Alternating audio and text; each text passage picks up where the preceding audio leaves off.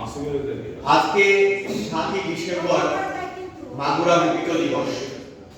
1971 সালে ঠিক এমনি একটি সকালে, যদিও এখানে কিছু কথা আছে যে মাগুরা কয় তারিখে মুক্ত হয়েছিল, মাগুরায় পিটিআই ওখানে যে স্মৃতি ফলকটি ছিল যে মাগুরার যুদ্ধে, সেখানে যে ইতিহাসটি আছে যে 7 এবং 8ই ডিসেম্বর মাগুরার মুক্ত দিবস, মাগুরার মুক্তিযুদ্ধের যুদ্ধক্ষেত্র হিসেবে এই মাগুরার পিটিআই ওখানে একটা স্মৃতি ফলক ছিল।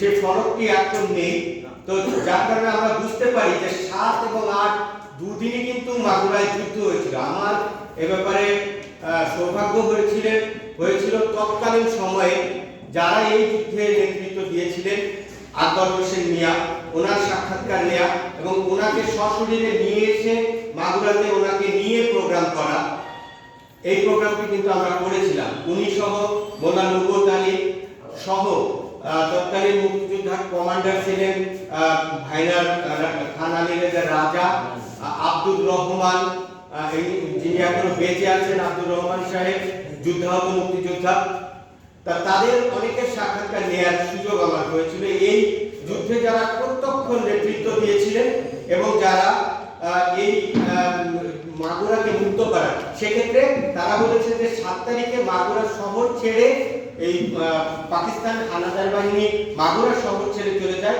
কিন্তু মাগুরার যে প্রান্ত অর্থাৎ কামারখালী ফেরিঘাটের ওখানে এখানে 8 তারিখ পর্যন্ত যুদ্ধ হয়েছিল। যার কারণে এই যুদ্ধক্ষেত্রটাকে 7 এবং 8 তারিখ এই দুই দিনকে নিয়ন্ত্রণ বলা হয়েছে।